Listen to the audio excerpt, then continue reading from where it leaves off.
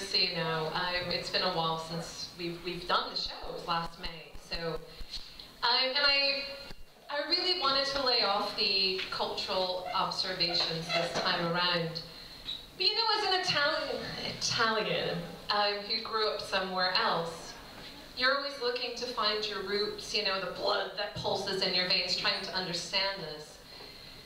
And I've been in Italy now for just over 7 years, and I've come to a single conclusion so far. Italians are absolutely, amazingly bananas. No, it's the system of politeness which I absolutely cannot figure out. Like, for example, the first time I invited someone to come to my house, before she comes in, she says, "Permesso?" She's already been invited. Why is she asking permission? So this is the first time I discovered that Italians do ask permission before coming inside. But no, it's really sweet. It's actually, it's just, it's actually the same for vampires. And if you notice this, before a vampire can actually enter into your house, they have to ask explicit permission from the homeowner before they can make their way inside. And even after they're already inside your house, you can deny them permission and some magical force just blows them right back out of the door. If True Blood is any authority on vampiric law. But no, this is really sweet. It's actually incredibly polite. And then you've got parties. For Italians, this is so normal to you, so normal, that when you go to somebody's house for a dinner or a party, all the new people that come inside, they go around and either greet or introduce themselves to all the people that are there. Even if there's like 20 people there, they will make their rounds and say hello to every single person there. But then, they say goodbye. When they're leaving the party, they have to plan at least 1 hour in advance before they're actually going to get out the door, because it's going to take at least that much time to say all your goodbyes. You got to do the 2 kisses. Even if they didn't speak to you the whole evening, they have to say goodbye to you. But this is so sweet. It does my head in, and it absolutely makes me feel like such a rude fucking cunt. Do you know how you leave a party in America? You walk up to the door, you say, "Hey guys, I'm going!" Everyone looks up, they wave, and you're gone. 2 minutes, that's it. So I started thinking, hang on, this is probably just an issue of time, right? Because, you know, in America, everybody's so rushed. Here, people take their time, no? Life moves at a more relaxed pace. But hang on. Something changes the moment you get on or behind the wheel of a motorized gas-fueled vehicle. Now, suddenly time is of the essence. Every single lost moment becomes so life-threateningly important. It's like Dexter is on in 9 minutes and you've got to get home. And politeness just goes right out the window. Now, you know that there's these white painted stripes on the streets. You know them, yeah? They have these white painted stripes in every civilized city in the known world. If you go to Hungary, painted white stripes. You go to Qatar, painted white. You go to Taiwan, painted white stripes. San Francisco, painted rainbow stripes. But they are universally known as a place where pedestrians have the chance to safely cross the street as the motorists halt the flow of traffic for just a moment. This is universally known. Now, have you ever seen a group of Korean tourists in the center? They're all huddled up together on the sidewalk. And their eyes are darting back and forth between the painted white stripes in front of them and the car zooming on past. Now, there's the one brave guy in the front. There's always one brave guy. And he's going to try to cross the street because he has to get the group to the Trevi Fountain. So, he decides to take one little gingerly step into the street just to see how it's going to go. And before that foot ever touches the ground, a motorino goes swooping past and almost knocks the glasses right off of his face. So he cowers back. And these people are absolutely terrified. Now, think about this. They are so confused. They can't read any of the signs anywhere. You realize that, right? It's different letters even. They can't read anything. There's only two things here which are universal and familiar.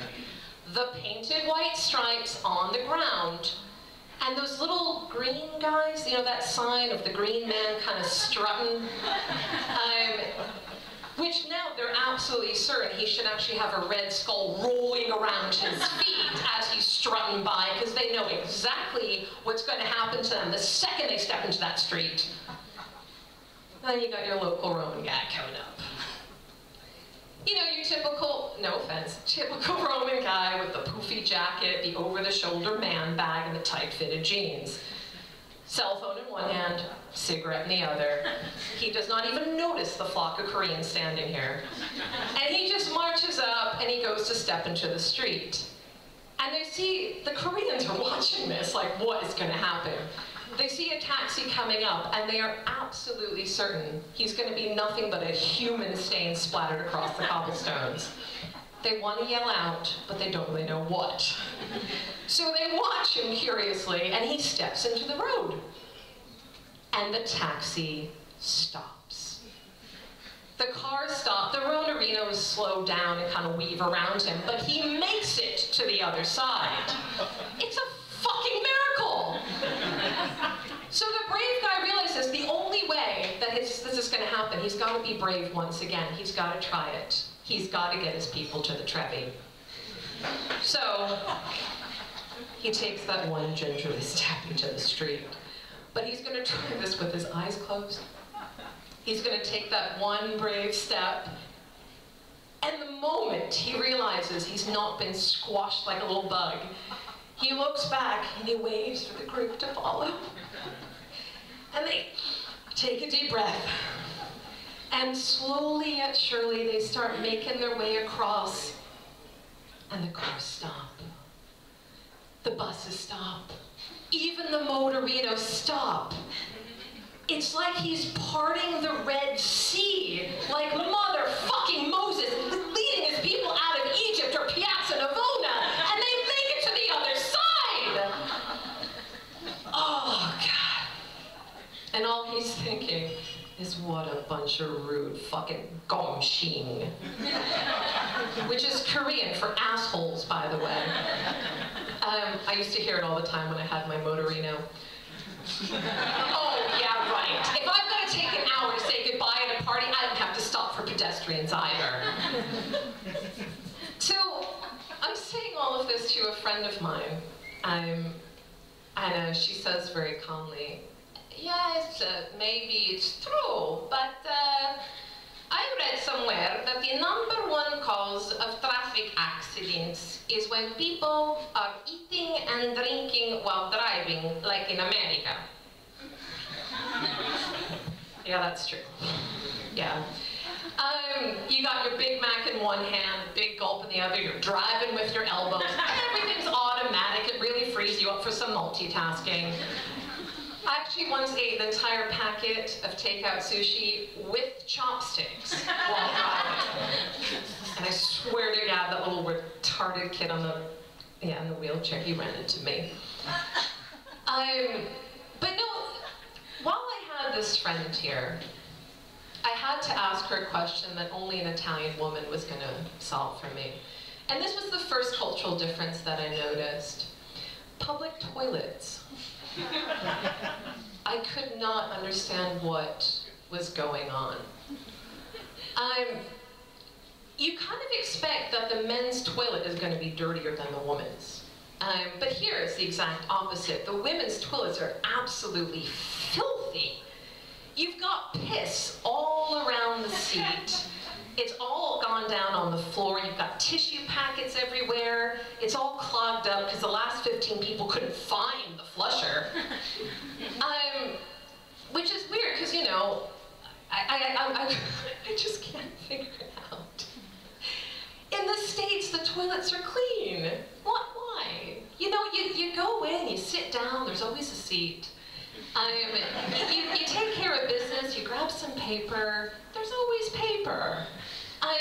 You get up, you flush, you walk out, and wash your hands. Simple. And this girl's saying, no, the toilets are so dirty. You don't sit down, you catch a disease. Well, hang on, aren't the toilets dirty because, hang on, are you not just all standing up? And I said, are you actually just going in there, you know, hovering over because you have to do this here because they are so dirty.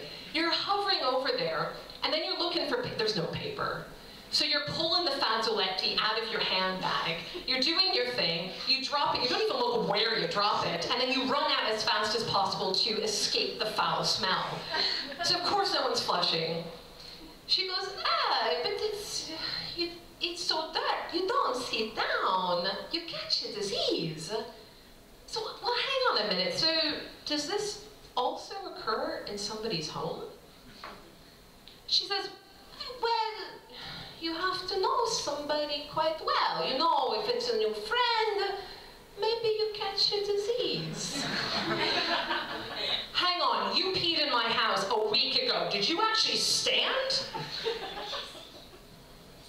Well, she goes, no, but that's how you know when a relationship is going well. You sit down.